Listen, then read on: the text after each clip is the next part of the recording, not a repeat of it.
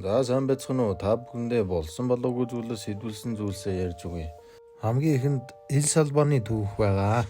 Венесуэл улсын Колумбас гаралтай ил салбаны түүх. Тунч алдартай гинэ. Ил салбан нь шуудаад үрн хүний яснууд авч явдаг гэх бөгөөд үүний түүх нь хачиргалтай айдас төрүүлэн аж. Аав ээжтэйгээ хамт амьдардаг бяцхан хүү гэнтэл тэсөөр нэг мэт хувирч эхэлжээ. Нэгэн орой тэрээр аавтайгаа хамт оройн хоолны ширээгээ засч байгаад аав нь халбаг газар унгаасны улмаас уурсан хүү аавынхаа гидс рүү хутга зоож дотор гидсийг нь гаргаж хоол хийж байсан ээжтэй аваачиж өгжээ. Ээж нь ийм аимшиг зүйл болсныг огт мэдээгүй байсан боловч хоол хийх явцдаа с ижиг дүрж хүүгээ юу хийснийг мэдэж айхтаа төрсөн аав дээрээ очижээ. Хүүгийн өвөө түүн дээр очиж аавынхаа ясыг цэвэрлэж шуудаанд хийн үүрч явахыг олж харсан бөгөөд тэр даруйдаа чадварлаг хараалж жатах чинь дуудаж хүүг хөнөөлгсөн байна. Үүнээс хойш Венесуэлд ясаар дүүргсэн шуудаа үүрсэн хүү гэгээ тасарч бүрэнхий болон үц явдаг гэх яриа газар сайгүй тарсан гин. Хүмүүсийн ярьж байгаагаар ил салбан айлуудын герт шургаж зочны өрөөнд нь орж яснуудаа гаргаж цоолж суудаг огт анзаарч мэдэхгүй бол үхэл дуудаж гэр бүлийн нэг гишүүний амийг авч оддог юм байна. Харин ил салбаны хар чадвал гэрт аз дуудаг гэж хүмүүс итгэдэг байна.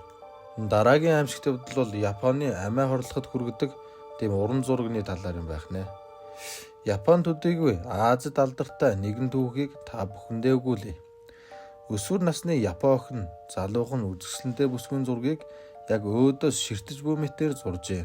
Тэрээр өөрийн бүтээлээ цахим сүлжээнд дэлгэсэн бөгөөд удалгүй тус зургийн тухай ярианууд араараасаа гарч хүмүүс энэхүү зургийг харахад охины нүдэнд гуниг харуулсал шингэсэн уруулыг нь ажиглах тусам өөдөөс ёж тойнож байгаа мэт санагдаж байна гэгчлэн сэтгэл үлдээсэн байв. Хамгийн аимшигтай нь тус зургийг 5-аас дээш минут ажиглаж зургандаа уусан шингвэл амиа хорлдог гэх яриа бий. Энэхүү зургнаас болж амиа хорлсон хүмүүс бишгүй олон байдаг гин. Дараагийн аимшиг зүйл бол Никор. Хэрвээ та Исланд улсад очилбол авраг том биетэй усны амьтан болох Никорыг олж харах боломжтой. Энэ нь далай тэнгис нууранд амьдардаг гин. Хэрвээ та Никор хэмээх тэнгисийн мөрний туурайг харчих бол асуудалд орох болно. Никор тэр даруй уснаас гарч ирэн туурайг нь харсан хүнийг харааж амнасыг нь авч явдаг гэх хууч яриа байдаг гин. Дараагийн аимшиг зүйл бол өндөр сандал дээр суух бяцхан хүүхэд. Дэлхийд даяар дамжин яригдсаар ирсэн энэхүү аимшиг түүх нь Норвеги улсаас гаралтай олон жил амралт аялалд яваагүй хосууд найдвартай хүүхэд асрагч олж хүүгээ түүнд харуулна урт хугацааны аялалд гарахаар шийдсэн байна. Ингээд хосуудын аялалд гарах товлсон өдөр болоход асрагч хосорж ирсэн байна. Хосууд хүүгээ өндөр сандал дээр суулгаж хоёр газрыг нь үнсээд хүүхэд асрагчтай даатах нь яаран гарч оджээ. Харин тэднийг онгоцны буудлын дээр очиход онгоц хэдийг хөөржгсөн байсан тул хосууд урамгүйхэн гэртээ буцаж ирсэн байна. Тэдний гэртээ орж ирэхэд хүүхэд нь өндөр сандалнаас дүүжлэгдэн өгсөн байсан төдийгүй асрагч тэнд байгаагүй гэдэг. Энэхүү аимшиг түүхийг хүн бүр баг зэрэг өөрчилж ярих бөгөөд хүүхэд асрагч биш далдын хүч хөнөөсөн гэх яриач байдаг байна. Үүний дараагийн аимшигын явдал бол Стадлигийн охин хэмээх аимшиг явдал байдаг юм байна. 3 жилийн өмнө өсвөр насны нэгэн хүү Стадлигийн замаар алхаж аимшиг зүйлсийг нүдээр харсан байдаг. Тухайн явдлаас 1 жилийн өмнө Стадли замын ойролцоо бяцхан охин ээж болон архичин аавынхаа хамтаар амьдардаг байв. Харин нэгэн орой нөхөр нь эхнэр хүүхдээ зодож алаад өөрийгөө буудсан байдалтай олдсон гин. Охин тэр орой амьсгал хураагаагүй бөгөөд түүний нүүрнээс нь хугарсан нэрүү нь унжиж хүн харахын эцэсгүй төрхтэй байсан гэдэг. Тэрээр өвчтөе бие дааж ядна зам дагуу алхаж тусламж хайхаар явах замдаа амьсгал хураасан гэдэг.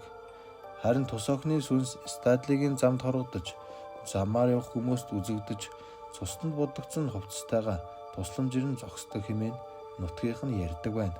Дараагийн аимшиг түүх бол сүнстэй тэрэг. 1887 онд нэр нь үл мэдэгдэх дөрвөөр хамтдаа морин тэрэгнд сууж замдаа гарчээ. тэднийг сүнстэй хэмээгддэг замыг гítэлж өнгөрхийн даваан дээр дугуй нэвдэрч шөнийн 3 цаг болтол засах гэж оролджээ. Дугуйгаа зас дуусан залуус замдаа орж хөдлөөд удаагүй байтал мөрдөн гинт зогсож ямар ч хөдөлгөөнгүй болов. Залуус гайхан балмагдж байтал гинт маш хутдаа морин тэрэг ирж байгаа чимээ сонсогджээ. Тэд эргэж харвал 14 мөр хөлгөлсөн тэрэг асар хурдтай тэднийг чиглэн ирсэн байв. Залуу сандран замаас нь холдож хажуугаар нь салхи мэд өнгөрөх тэрэгний жолоочд хандаж "Чи чинь хаашаа явж байна" гэж жолоочд "Хам руу" гэж хариулаад агаар замхан алгуулжээ. Энэхүү учир битүүлэг болоод аимшигт явдлыг нүдээр харсан залуус хэсэгтээ балмагдаж нэгэнтэйгээ юу ч ярьж чадахгүй байсан гэдэг. Дараагийн аимшигт явдал бол модон дүүжлэгдсэн эмэгтэй. Австралийн Ист Понтод Япон загасчид хүчндүүлсэн залуухан бүсгүй удахгүй жирэмсэн болсноо мэдсэн байна. Уурсаж бухимдсан бүсгүй өөрийгөө модноос дүүжилж амайх орлсон аж. Харин түүний сүнс Ист Понтод хоргодож хажуугаар өнгөрөх залуусыг ангуучилж өшөөгөө авдаг гин. Харин түүнийг харахыг хүсвэл Ист Понтод саргүй шөнө очиж нэрийг нь дуудаж тойрон ирэхэд хангалттай харагддаг гинэ. Дараагийн аимшиг түүх бол Зэнхэр хүүхэд. Зэнхэр хүүхдийн түүхийг та үрдэн сонсож байсан уу? Энэ нь Bloody Maryтэй төстэй юм. Сэтгэл мэдрэлийн өвчтөй бүсгүй хүүхдээ толны өмнө тэвэр зогсож байгаад толоо хахалж утарсан хэсгээс нь нэгийг нь авч хүүхдээ хөнөөсөн гэдэг. Харин ээжийнхээ гарт амиа алдсан хүүхдийн сүнс толинд хорогдож хүмүүсийг айлгадаг байна. Хэрвээ хүүхдийн дүрсийг толинд тусгаж харахыг хүсвэл оройн цагаар угаалгын өрөөнд орж толоо цантуулах хэрэгтэй. Дараа нь үүн дээр Baby Blue хэмээн бичиж гэрлээ унтраа ингэснээр толин тусгалд ихэнхээ гарт амиа алдсан хүү таны ингэрд тэрвүүлэх мэт харагдах аж.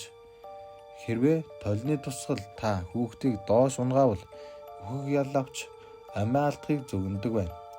Өөр нэгэн ярианаас үзэхэд харанхуй угаалгын өрөөнд орж Baby Blue хэмээн 13 удаа хэлж тол руу харна. Ингэснээр толны тусгалаас хүүхэд гарч ирэх ажээ. Дараагийн аимшигт явдал Чөтгөрийн тоглоомын хайрцаг. Hellraiser киног Америкт амдамжин яригддаг аимшигын түүхээс сэдвүүлэн бүтээсэн байдаг. Чөтгөрийн тоглоомын хайрцаг гэх нэртэй нэг нь өрөө байдаг бөгөөд шалнаас тааз хүртлээр бүхэлдээ тол өрсөн байх аж. Хэрвээ хэн нэгэн тэрхүү өрөө рүү орвол чөтгөр түүнийг сүнсийг авах хүртэл тавьж явуулдаггүй хэмээдэг. Тус өрөөнд орсон нэгнэр 4 минутын дараа гарч ирээд ярьж чадахгүй болсон байдаг бол нэгэн хүү өрөөнөөс гарч ирээд удалгүй амиа хорлсон гэх яриануд байдаг. Дараагийн аимшигт явдал бол Японоос гаралтай юм шиг байна. Тэкэ гэдэг аимшигын түүх юм шиг байна. Тэкэ нь гал тэгэнд бие тасдуулсан ахслах сургуулийн охины сүнс гэж яригддаг бөгөөд хэдийгээр хөлгүүчгсэн 2 гар дээрээ хурдан явдаг гэсэн яриа байдаг аж.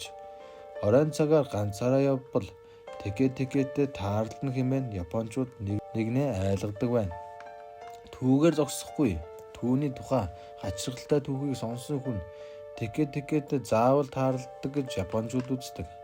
Тэкэ хэрвээ таныг харсан бол 2 алгаа хооронд нь цохиж чимээ гаргадаг бөгөөд уг гарах чимээнээс үүдэж түүнийг тэкэ хэмээн нэрлсэн юмсанчээ. Хэрвээ түүнтэй таарлцсан бол шууд зүхтах хэрэгтэй ба гүйцэтгэл юм бол биеигт нь тас татан хайдаг байна.